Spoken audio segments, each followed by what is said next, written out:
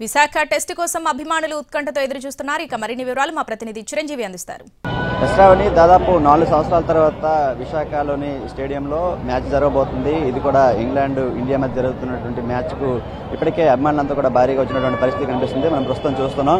అయితే దీనికి సంబంధించి ఇప్పటికే మొదటి మ్యాచ్ ఓడిపోయింది. ఇక సెకండ్ మ్యాచ్ ఎలాగైనా సరే గెలవాలని చెప్పి ఇండియా భావిస్తుంది. ఎందుకంటే గతంలో జరిగినటువంటి 2 మ్యాచ్ల్లో కూడా ఇండియా ఘన విజయం సాధించింది.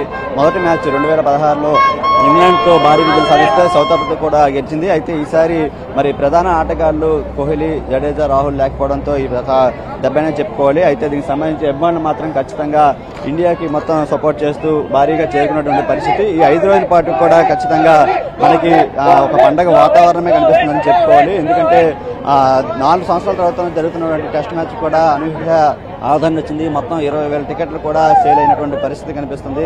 స్టేడియం కెపాసిటీ మొత్తం అంతా కూడా 27,000 ఉంటే టికెట్లు కూడా 20,000 వరకు కూడా మొత్తం అభిమానులు ఈ రోజు వచ్చే అవకాశం ఉంటుంది. మరోవైపు విద్యార్థులకు కూడా ఉచితంగా రోజుకు 2,500 మందిని లోపలికి అలౌ చేసే పరిస్థితి మనకు కనిపిస్తుంది. మనం చూసుకోవచ్చు. ఇప్పటికే ఇంగ్లాండ్ అభిమానులు కూడా భారీగా చేరుకుంటున్నారు. దీంతో పాటు వీళ్ళంతా కూడా ఈ 5 రోజుల పాటు జరుగుతున్నటువంటి మ్యాచ్ కు మొత్తంగా అన్ని ఏర్పాట్లు చేసుకున్నటువంటి పరిస్థితి మనకు కనిపిస్తుంది. అయితే ఈ సిరీస్ లో ఈ మ్యాచ్ గెలిస్తేనే సిరీస్ లో నిలబడే అవకాశం ఉంటుంది. లేదంటే ఇంకా మిగతా 3 మ్యాచ్లు కూడా ఖచ్చితంగా ప్రెజర్ అయితే ఎక్కువగా ఉంటుంది. కాబట్టి ఈ మ్యాచ్ ఇప్పుడు కీలకంగా మారింది. దాంతోపాటు వరల్డ్ టెస్ట్ ఛాంపియన్షిప్ సంబంధించి మ్యాచ్ కూడా మొత్తంగా చూసుకుంటే ఈ మ్యాచ్ ఖచ్చితంగా గెలిస్తేనే ఆ రేస్ లో ఉండే అవకాశం కూడా కనిపిస్తుంది.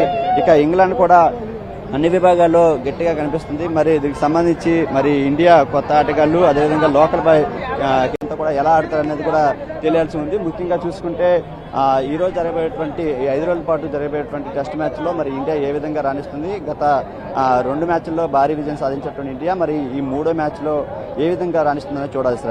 Right Chiranjeevi, thank you.